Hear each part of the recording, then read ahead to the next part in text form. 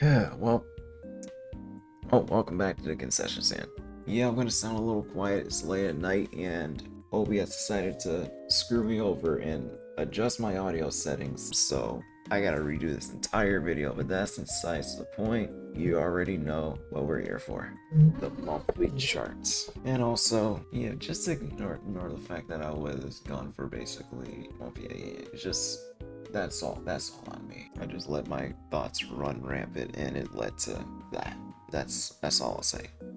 But anyways, as we see here, my initial prediction was correct from last month. Honkai Star Rail in the first spot, Genshin second spot, and Wuthering Waves in the third spot. Because people wanted Yinlin, and then more people wanted Chlorine than Yinlin, and also Farina, which was, even though that was near the end of the month, it's still applies.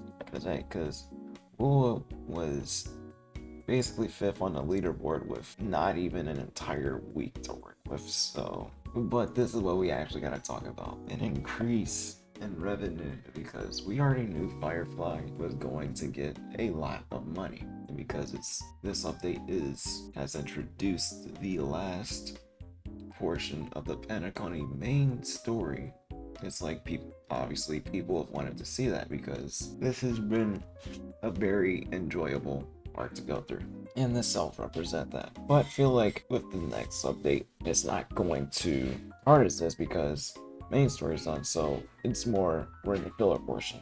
And then with Genshin, Natlin is gonna appear before the next planet in Starro. Therefore, and also Farina is still out right now, so that's where they're going to get their advantage over Star Rail and take over for the month of July. They'll be in first, Star Rail in second. Well, they've implemented a lot to help make this update a lot more bearable than the last.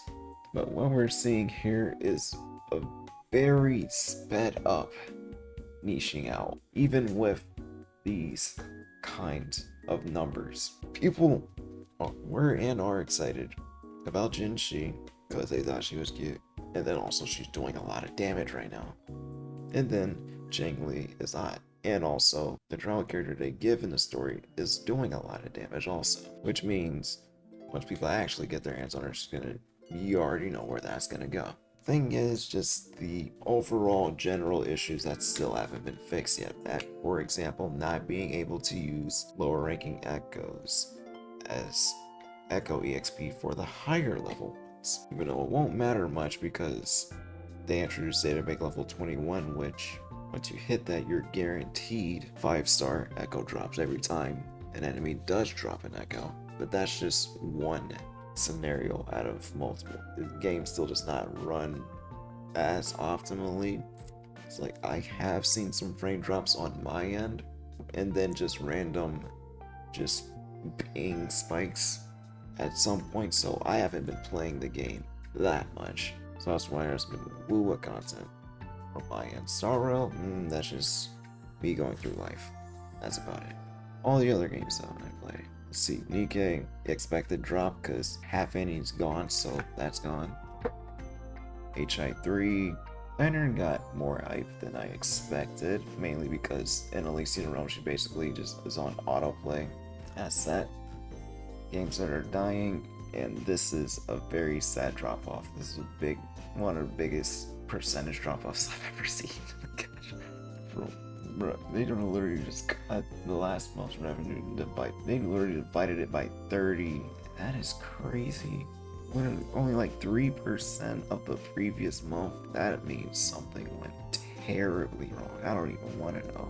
And then obviously there's games that I used to play that are like, they're still surviving. They're doing fine. Like, these are still good numbers to like stay afloat and keep out the amount of quality that they've been putting out, but not enough to like stand out and like truly advance. Then Grand Cross did exactly the same amount.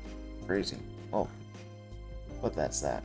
But now, for July, I mentioned what the top 3 would be, but I didn't mention the top 5. Because Zenless, I believe, will definitely, I say actually an 80% chance that they are within the top 5. It's like, first, the marketing they have been doing is actually, it's like they've been slowly but surely getting a percentage of marketing amounts out. But the ones that are hitting.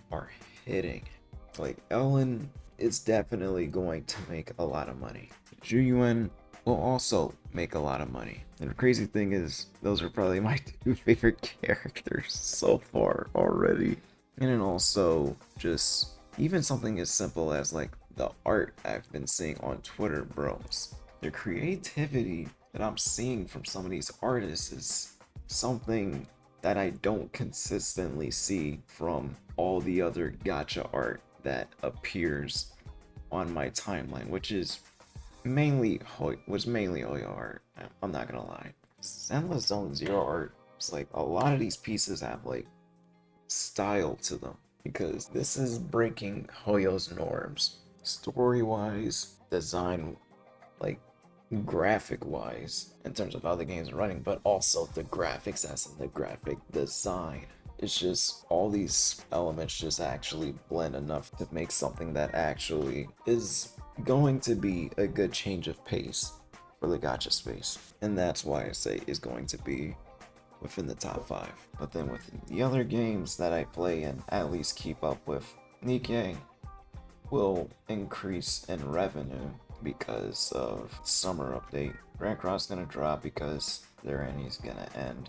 Well, it's just a game I don't play anymore, but it doesn't matter. Same as Blue Archive.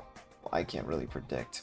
It can go anyway. HI3 is going to increase because 7.6, we're gonna get Song Q as an actual unit, and it seems like this is one of the more like higher popularity characters from part 2, so there is hope that HI3 has a little bit more of a decent ranking spot.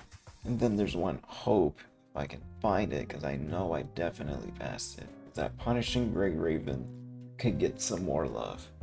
Because when Crimson Weave was on the way, Kuro was marketing, but after that, they kind of slowed down because they wanted to put more focus in the Wuthering Waves, but it would still be beneficial for them to try using Wuthering to try to get people to play Punishing. It's like you don't have to do it in the same way as Hoyo's doing it with Honkai related things by basically intertwining the lore, but you could just make like not as important references in game to like certain things that happen in Punishing Grey Raven and at least convince people. That's my take. That's all I gotta say. I'm gonna just end it quick. If you enjoyed any insight I gave you, liking the video would definitely be appreciated. Subscribing also does help.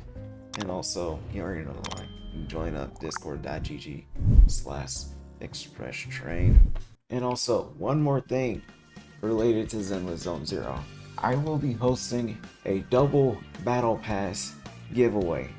And it won't be on the Express Train server because from what we've seen, there's not enough interest in there to make it viable to host it in there. So I am just going to host it just on my channel. So 2 people get the chance to win the Zenless Zone Zero Battle Pass on July 10th, that'll be the last set day for the giveaway. All you have to do, subscribe to the channel and comment your favorite Zenless Zone Zero character in the comments, also with some sort of Discord or Twitter handle that I can reach if you do win this set giveaway. That's all I got to say. The concession stand is closed. I'll catch you on the next one. Peace out.